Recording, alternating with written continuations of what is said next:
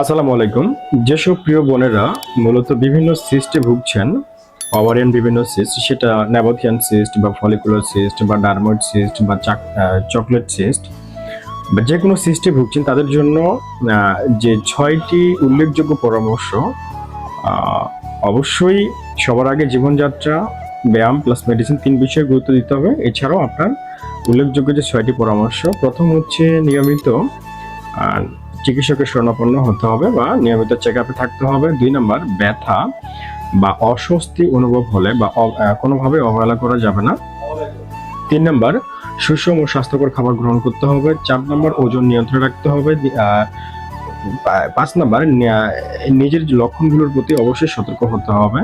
আপনার সময় সাপেক্ষে যে ধরনের লক্ষণগুলো প্রকাশ পায় সেই লক্ষণগুলোর উপর গুরুত্ব দিতে হবে। 6 নম্বর, অপ্রয়োজনীয় ঔষধ সেবন হতে বিরত থাকতে হবে। ভালো থাকবেন। আসসালামু আলাইকুম।